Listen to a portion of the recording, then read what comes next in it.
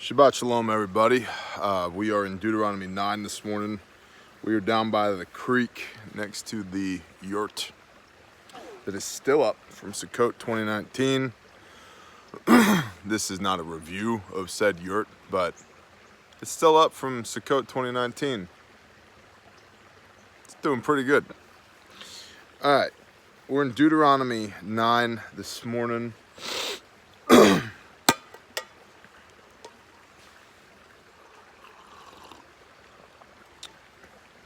It poured rain last night, and it's not particularly warm this morning, but there are three kids with colds that are somehow still amazingly rambunctious in the house, and it was disturbing my shalom. So we are out here. Hear, O Israel, that's us. You are passing over the Jordan today to go in to dispossess nations greater and stronger than yourself, cities great and walled up to the heavens. The people, a people great and tall, descendants of the Anakim, Genesis 6:4, the Rephaites, the Nephilim, the Anakim giants, okay? A people great and tall, descendants of the Anakim, whom you know, and of whom you have heard it said, who does stand before the descendants of Anak? Who's going to kill these giants? My head is cold. There we go.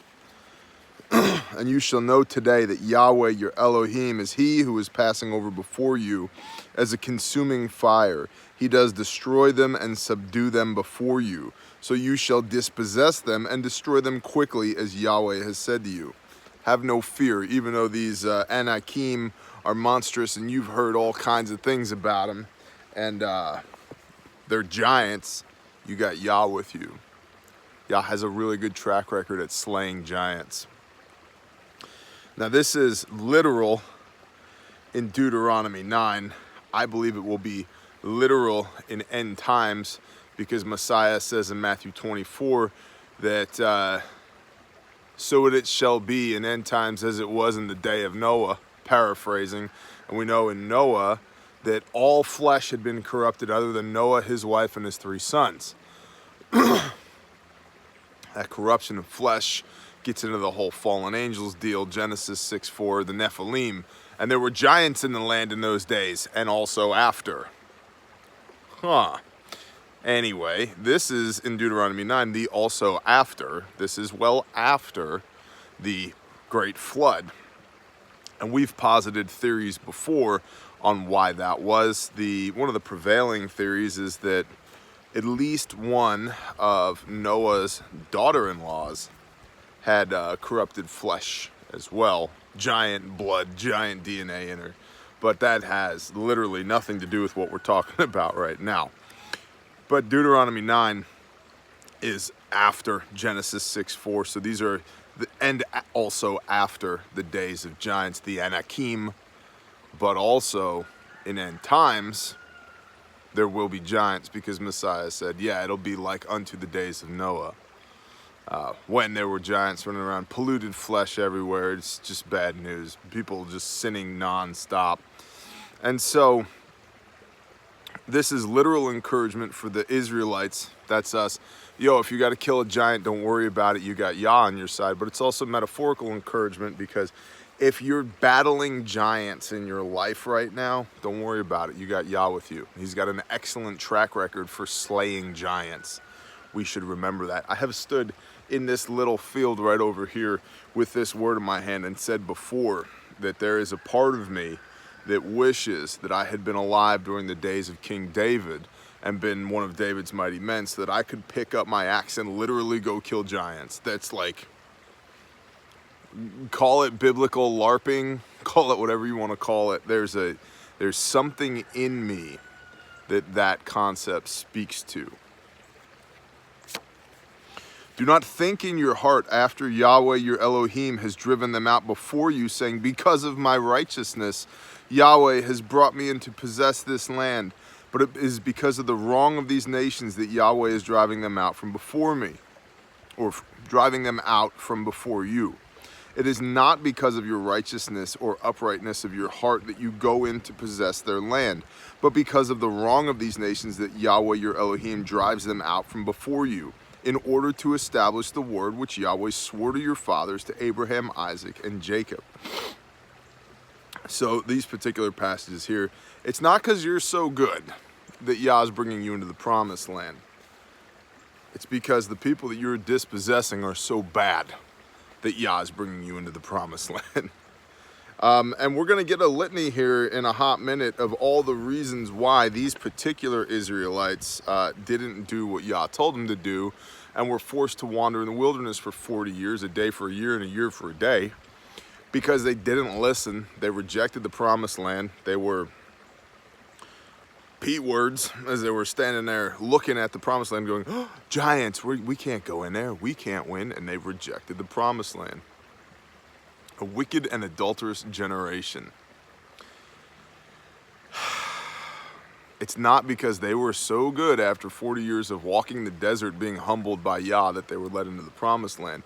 It's because the people in the promised land were so bad. This is an interesting take on this. We need to remember this. It's not because we're all that we experience blessings and provisions of Yah. It's because He's all that. He's awesome, right? So all things great and good come from His hand. They don't just flow into our hands because we're great and good. They flow into our hands because He lovingly stewards His people. Even though we can be some really unrighteous a-holes from time to time. Or regularly, which the goal is to get from regularly to time to once in a great blue moon to hopefully never.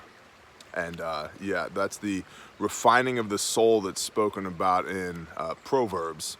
Not basic verbs or intermediate verbs, but proverbs. Yeah. These professional words on Yah. And we got to remember this because, you know, what was the sin of Judah in Jeremiah? It was pride. Oh, we're the Father's chosen people. And act like it, or He will destroy you. He will raise up enemies against you. Humble yourself. Humble myself. Remember that. It's not because we're righteous. It's because Yah is righteous. Now, this covenant that was sworn to Abraham, Isaac, and Jacob, you can find that starting in Genesis 17. And if you'd like more information on those covenants and how they stack, look up Bear Independent Testimony, and part 2 is covenants. And I go through all of the 7 biblical covenants and how they stack. One does not replace the other. They are still in play today. If you've ever seen a rainbow or seen a child, covenants are still in play, man. But what they're talking about here is, you know, how 400 beings went down to Mitzrayim and 600,000 came out. Was it 400 or was it 70? I think it was 70. Maybe it was 42. Excuse me, the toddler's been up since 4:30 this morning. We're a little frazzled at the moment. A handful of beings went down to Mitzrayim, and 603,550 military-age males and their men, women, children, flocks, and herds came out with them. So 3 to 5 million people. This begins in Genesis 17, that I will make a great nation out of you, right? And you shall know that Yahweh your Elohim is not giving you this good land to possess because you are righteousness, for you are a stiff-necked people. Remember, do not forget how you provoked to wrath Yahweh your Elohim in the wilderness. From the day that you came out of the land of Mitzrayim until you came to this place, you have been rebellious against Yahweh. Even in Horeb, you made Yahweh wroth, so that Yahweh was enraged with you to destroy you. This completely reminds me of my walk, my apostasy. Spent a decade at war with the Most High. Yet here I am now. It's like, yeah, but remember that. You spent a decade at war with the Most High. And while, yes, those sins are forgiven, It doesn't mean they're forgotten, lest we should forget, lest I should forget.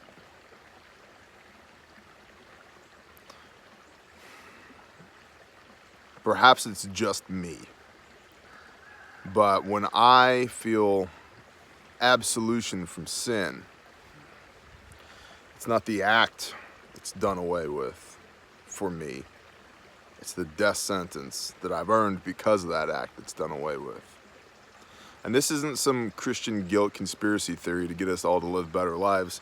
And this is me talking, not the word talking here. But what I'm saying is that the act itself is not removed from my memory. It's the crushing weight of that transgression against my Creator that's removed by Messiah. So yeah, forgiven but not forgotten. Not forgotten because I've still got a lot of learning left to do, and Yah willing, I've got a lot of leading left to do, and I need to not make those mistakes again. Even in Horeb, you made Yahweh wroth, so that Yahweh was enraged with you to destroy you. When I went up into the mountain to receive the tablets of stone, the tablets of covenant, which Yahweh made with you, the covenant, the agreement that Yah made between himself and you. Yes, a covenant is an agreement between two parties. Think of the 10 Commandments as a legal document, okay? Written by the hand of our Creator, Yahweh Elohim. You really want to be breaking that contract? And of course, he makes the point repeatedly over and over in this word with the people who have broken that contract. It does not go well for them.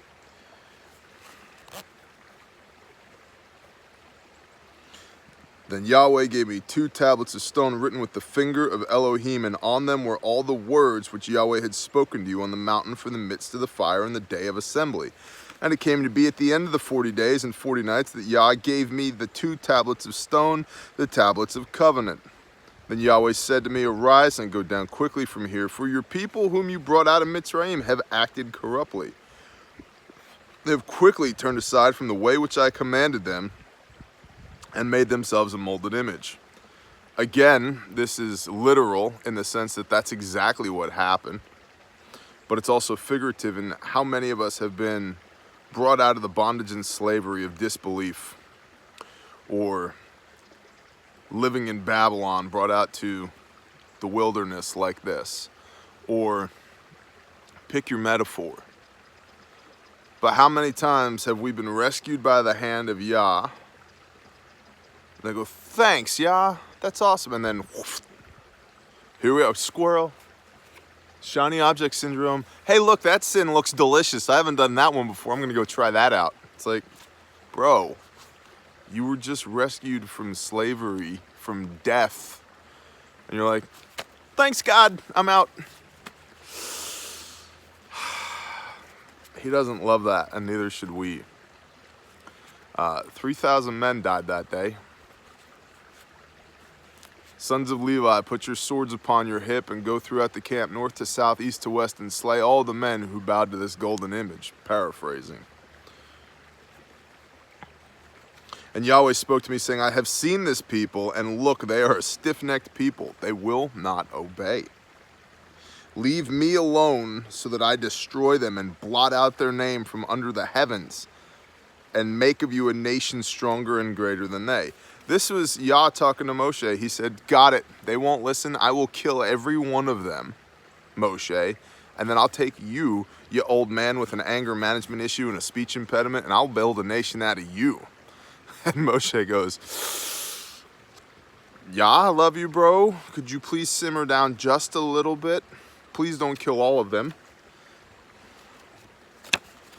This is the glory of the Lord. I can't wait for the glory of the Lord. God, read your Bible. I can, because when the glory of the Lord shows up, people die. People die because they have transgressed the word of Yah. So I turned, this is Yah speaking. I'm sorry, this is Moshe speaking. So I turned and came down from the mountain, and the mountain burned with fire, and the 2 tablets of the covenant were in my 2 hands. And I looked, and I saw that you had sinned against Yahweh, your Elohim, and had made for yourselves a molded calf. you had quickly turned aside from the way which Yahweh had commanded you. This is all in Exodus 32-ish. Let's go over there, Exodus 32, just for a hot minute.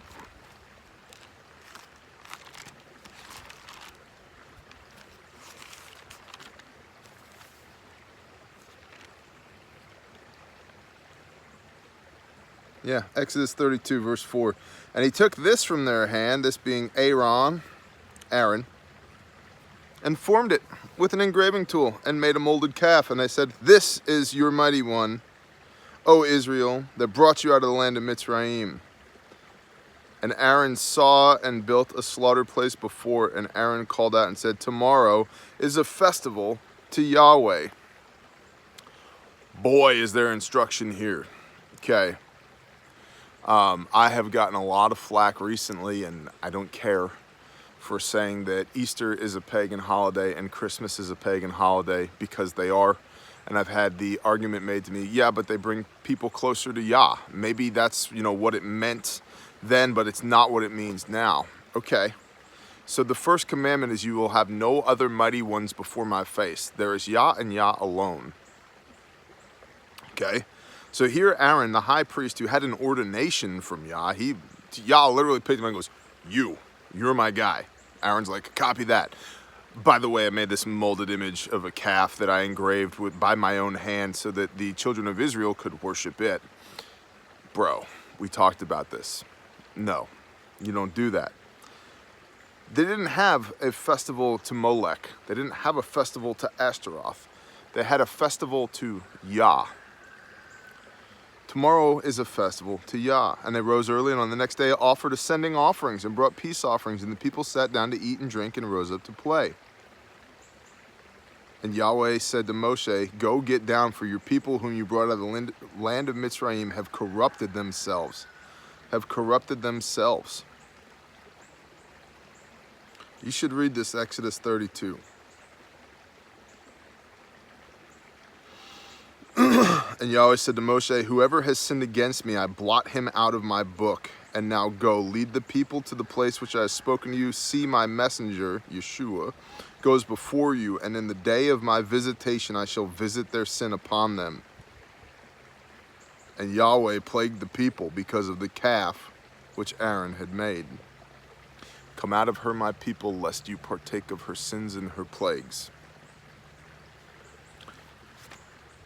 They made this golden calf to Yah. They worshipped it for the glory of Yah. And he said, you're dead to me. It doesn't matter. See, take the Lord's name in vain. Do not take the Lord's name in vain. Does not mean uttering the occasional GD, although that will make me cringe.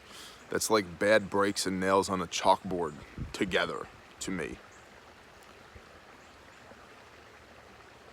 What it means is taking Yah's name and using it as a stamp of approval to put on your own bullcrap. Don't put his name on your worldly bullcrap. And this is that. It doesn't matter that the high priest, chosen by the hand of Yah, who had an ordination from Yah, made this golden calf and said, look, we'll dedicate this to Yah. We'll have a festival to Yah. No go. You are not cleared hot. Do not do that. Oh, you did it anyway. Okay. Yeah, go ahead. Kill him. Start smiting. Roger that. Send the plague. Copy. And then we wonder. It's like, I'm trying to be a good Christian, and I don't understand why it's not. I just feel empty, and I feel like it's just not working, and I just can't find God. I know he's there, and I know he's real, but I just can't find him. Do his things. Read his word. Gosh, I mean, and I suffered under decades of mainstream Christianity, knowing that Yah is real, believing firmly in the resurrection and the atoning sacrifice of Messiah.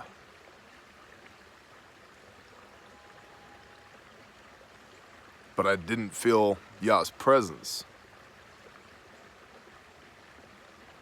No wonder.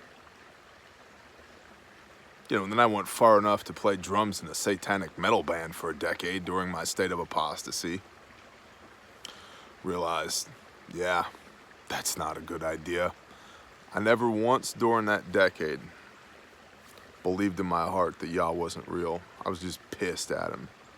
And I was pissed because I saw what people would do to each other under the banner of heaven by putting Yah's stamp of approval on their bullcrap. The brokenness of people in the guise of religion, in the guise of doctrine and dogma,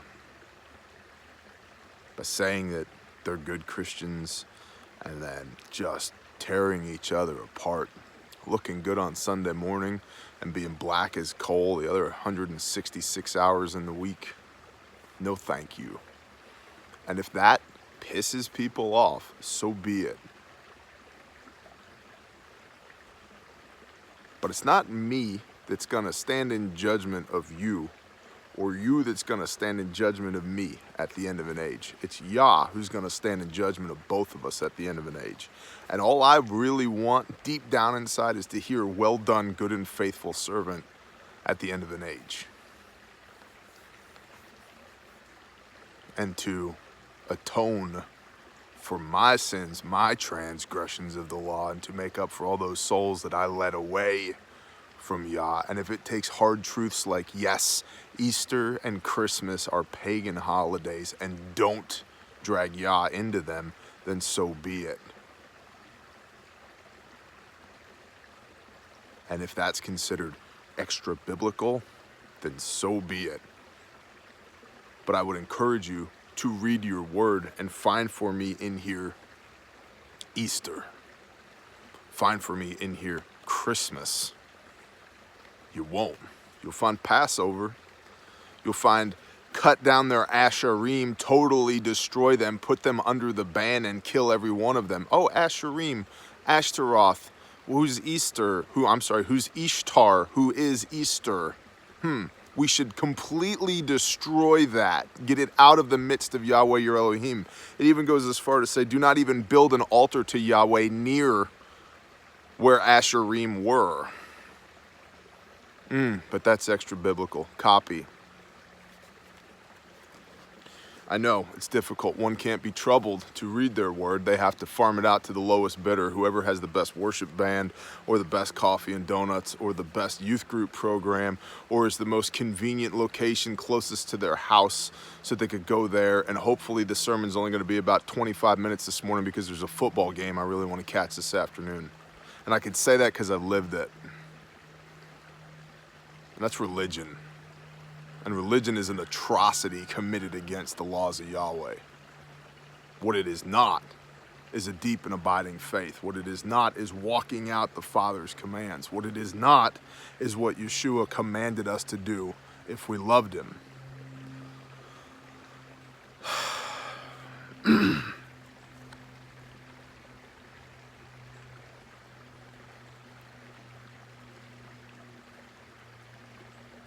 And I looked, and I saw that you had sinned against Yahweh your Elohim, and had made for yourselves a molded calf. You quickly turned aside from the way which Yahweh had commanded.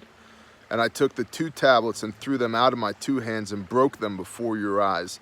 And I fell down before Yahweh, as at first 40 days and 40 nights. I did not eat bread, and I did not drink water, because of all of your sins which you had committed in doing evil in the eyes of Yahweh, to provoke him. Directly reminiscent of Matthew 4, Yeshua in the wilderness. Moshe is the original archetype, the original mediator between Yah and his people. Hebrews 8:6, Yeshua is the mediator under the renewed covenant between Yah and his people. There are a lot of parallels.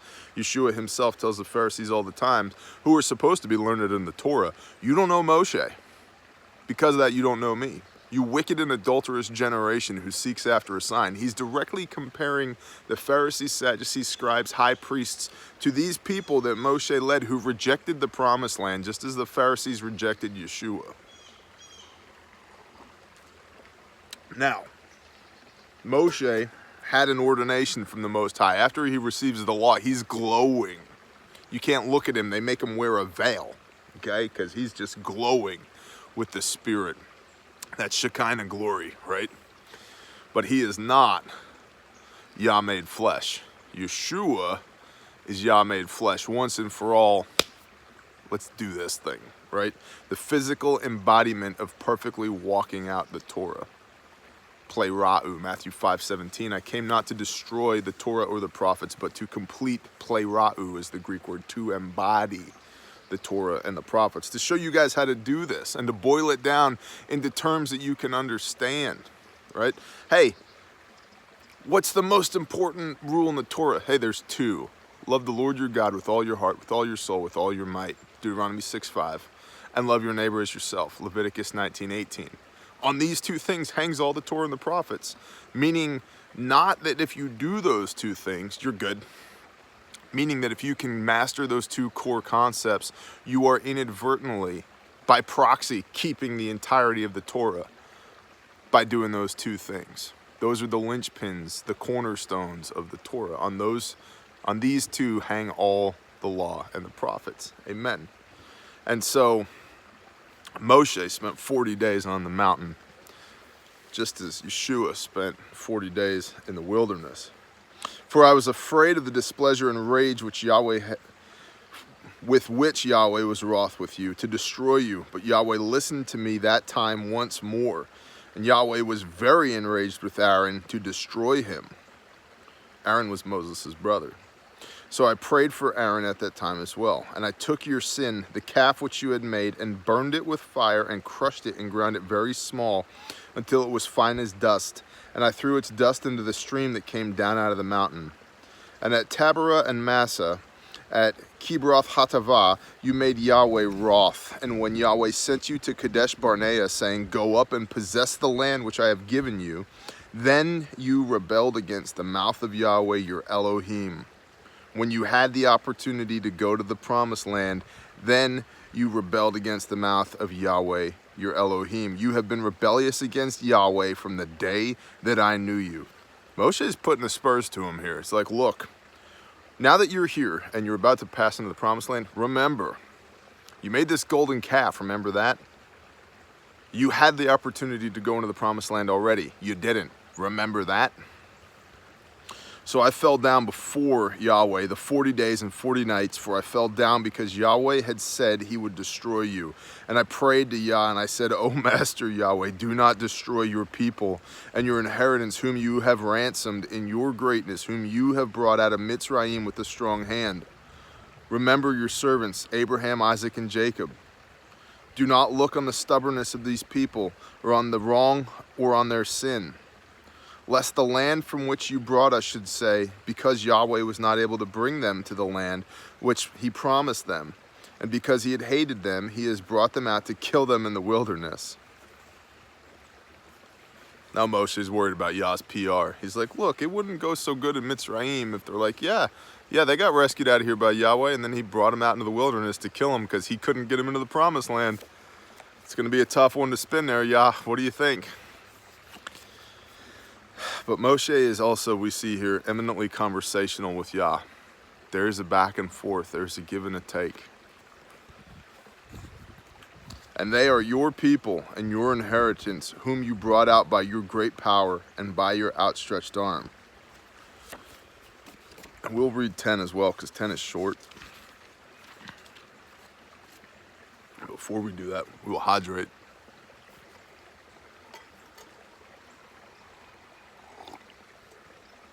I get some on the side of my thing? I did. There we go.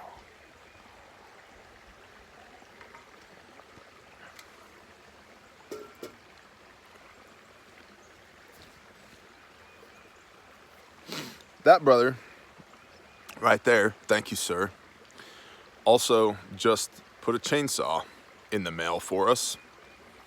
Granted, it's a Husqvarna, but I still love him. For Grindstone.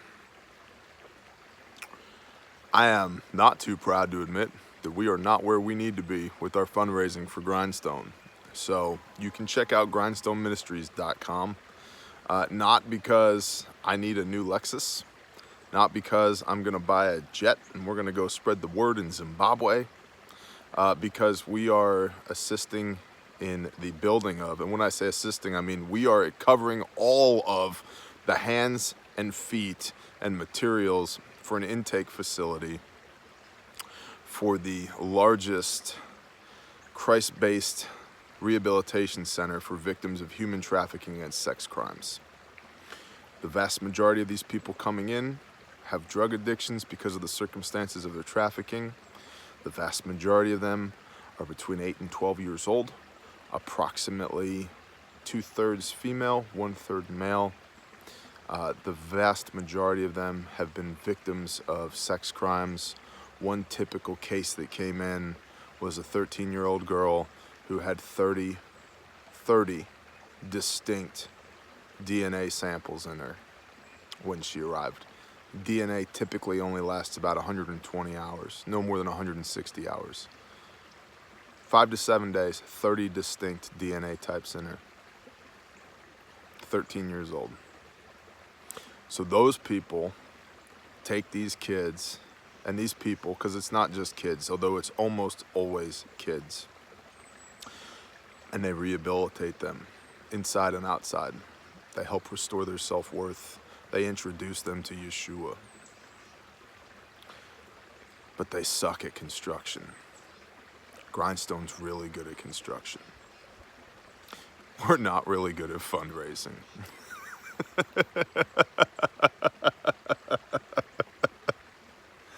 Oh, so I need your help. Pray for us.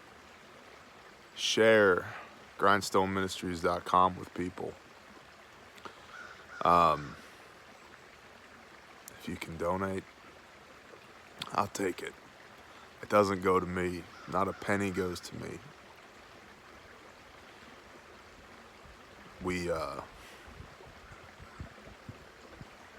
I'd love to say we operate lean, but we actually operate in the red. Nobody takes a paycheck, and we give until it hurts, and then we give some more. So, your prayerful consideration on that matter would be appreciated. Deuteronomy 10. At that time Yahweh said to me, hew for yourself 2 tablets of stone like the first, and come up to me on the mountain, and you shall make yourself an ark of wood. Hey, we're going to do this 2 tablets thing again, but we're also going to make a box of wood, an ark of wood, the Ark of the Covenant, to keep them in, so that you don't go destroying them again, okay? I don't want to do these 40 days things a third time. Then I write on the tablets the words that were on the first tablets, which you broke, and you shall put them in the ark. So I made an ark of acacia wood, hewed the 2 tablets of stone like the first, and went up on the mountain with the 2 tablets in my hand. And he wrote on the tablets, according to the first writing, the 10 words, the 10 commands, which Yahweh had spoken to you in the mountain from the midst of the fire in the day of the assembly. Then Yah gave them to me. And I turned and I came down from the mountain and put the tablets in the ark which I had made, and they are there, as Yahweh commanded me. Now the children of Israel set out from the wells of Beni Yachan to Mosera, and Aaron died there, and he was buried there. And Eleazar his son became priest in his place. And from there they set out to Gudgoda, and from Gudgoda to Yotbachah.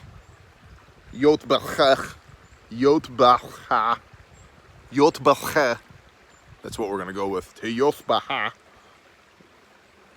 a land of rivers and water. And at that time Yahweh separated the tribe of Levi to bear the ark of the covenant of Yahweh, to stand before Yah, to serve him, and to bless in his name to this day. Therefore Levi has no portion nor inheritance with his brothers. Yahweh is his inheritance, as Yahweh your Elohim promised him. And I stayed in the mountain for 40 days and 40 nights. And Yahweh heard me at that time also, and Yah chose not to destroy you. Yah chose not to destroy you. We all ought to be thankful metaphorically speaking, my thoughts based upon this passage, we all ought to be thankful for the people who have prayed prayers of intercession for us when we were out of line with the Father's will. I know I need to be. I know there were a lot of people who lifted me up when I was in very dark places. I will say a prayer for them. And I can only imagine if I need to do that, y'all need to do that. Because we're all busted up, broken POSs in our own right. And we're all fearfully and wonderfully made in the Father's image as well. And so it's this beautiful dynamic push-pull between, I'm not special, and I'm eminently special because I was created by the hand of Yah. You see the give and take there? And Yahweh said to me, arise, go before the people to set out, and let them go in and possess the land which I swore to their fathers to give them. And now, Israel, what is your Elohim asking of you but to fear Yahweh your Elohim, to walk in all his ways, and to love him, and to serve Yahweh your Elohim with all your heart, with all your being, to guard the commands of Yahweh and his laws which I command you today for your good.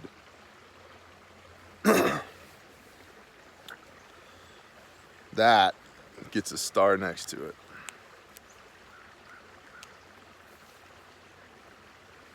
And an exclamation point. And a bracket. And now Israel, that's us. Israel means he who overcomes with El. It is not a nation state on a map. It is he who overcomes with El. That's us. How many people have heard that song, I'm an overcomer? Prove it. Show me. Not with your lips, not with your head, with your heart and with your actions. Show me. And not show me, show Yeshua, show Yah. He, be not just hearers of the word, but doers also. He who hears these words of mine and does them, shall be like he who built his house upon the rock. And now, Israel, what is Yahweh your Elohim asking of you? What is Yah asking of you, of me?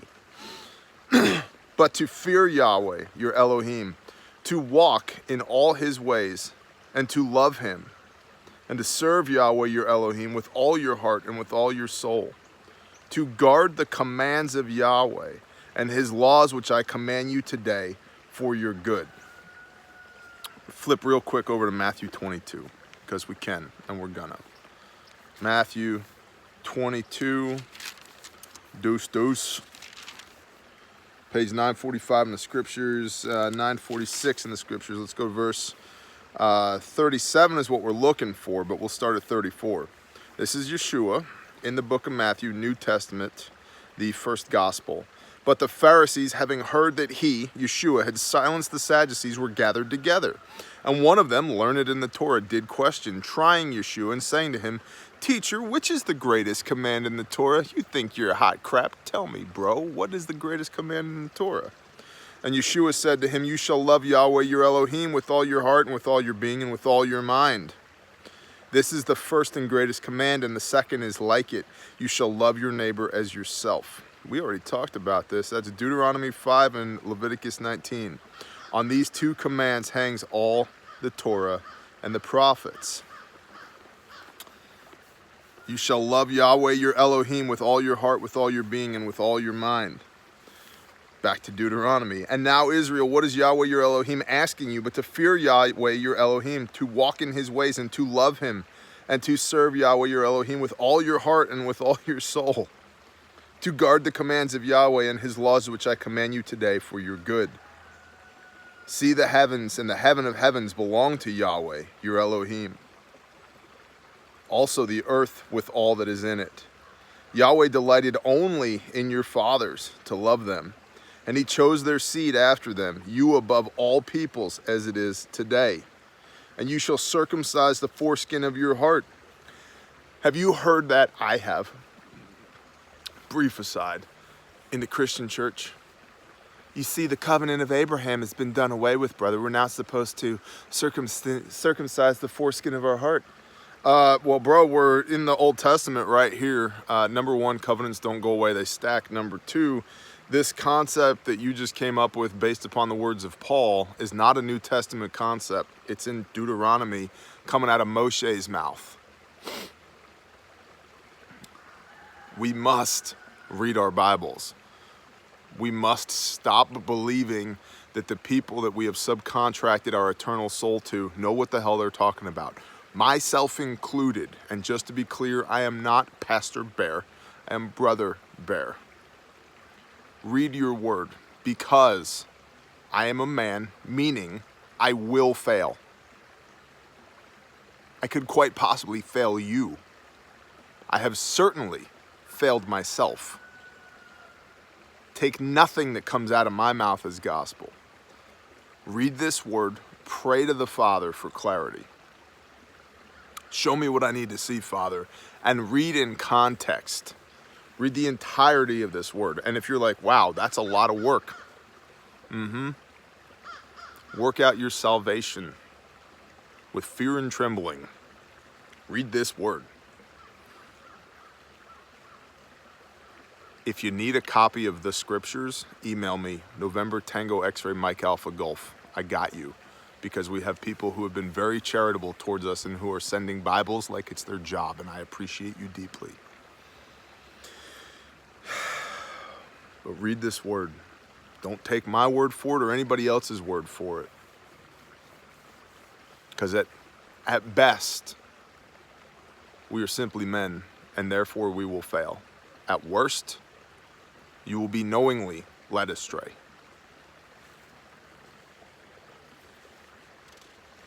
Yahweh delighted only in your fathers to love them, and he chose their seed after them, you above all peoples as it is today. And you shall circumcise the foreskin of your heart, and harden your neck no more. You shall make that commitment, keep that covenant to Yah in your heart, and no longer be a stiff-necked people who don't listen to Yah. For Yahweh your Elohim is Elohim of mighty ones and master of masters, the great El, mighty and awesome, who shows no partiality nor takes a bribe.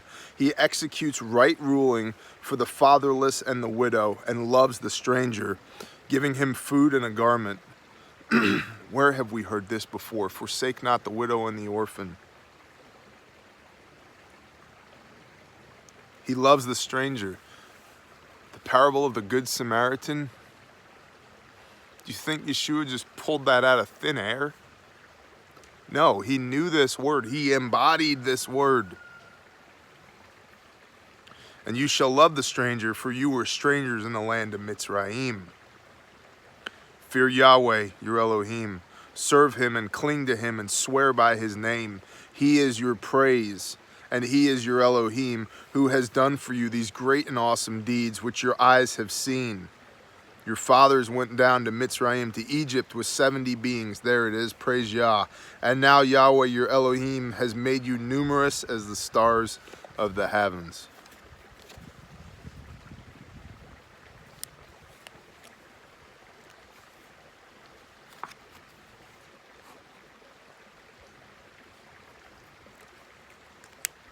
And we're going to end there today.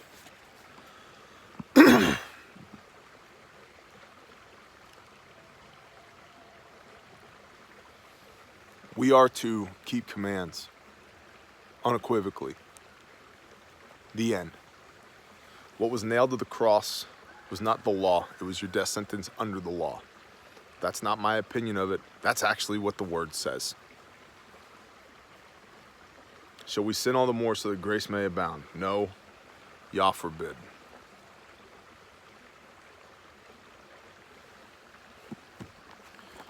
Maybe, just maybe, we can go here and do this.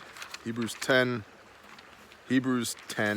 clearly New Testament, the newest book in this Bible, not written by Paul, written by somebody pretending to be Paul, is the common consensus these days, somewhere around 300 AD, right around, no, I don't know, Constantine, things to remember. Hebrews 26, 10:26. For if we sin purposefully, what is sin? 1 John 3:4, transgression of the law. If we transgress the law, if we break the Torah purposefully after we have received knowledge of truth, there is no longer remains a slaughter offering for sin, but some fearsome anticipation of judgment and a fierce fire which is about to consume the opponents. Anyone who has disregarded the Torah of Moshe dies without compassion on the witness of 2 or 3 witnesses. How much worse punishment do you think he shall deserve who has trampled the Son of Elohim underfoot, counted the blood of the covenant by which he was set apart as common, and insulted the spirit of favor? You think you get to abuse the sacrifice of Messiah and break his commands, because that's not what I was taught, or that's not how I was raised, or that sounds difficult, or that's a little uncomfortable. I like to do stuff on Saturday. How much worse punishment do you think shall he deserve who has trampled the Son of Elohim underfoot, counted the blood of the covenant by which he was set apart as common, and insulted the spirit of favor? We'll end with that. I will never knowingly trample underfoot Yeshua Messiah again, because I am such a busted up POS that I absolutely cannot do it without him. But that does not mean that I do not try to walk in righteousness to the best of my broken ability. And if that pisses people off, that's fine, because it's not those people who will stand in judgment of me at the end of an age. And frankly, some of us are called to this, unapologetically moved by our Creator and his Ruach HaKodesh, the Holy Spirit, here for a purpose in 4-dimensional space-time, and we will not apologize for that. You do not repent of the gifts of Elohim. Shalom, y'all.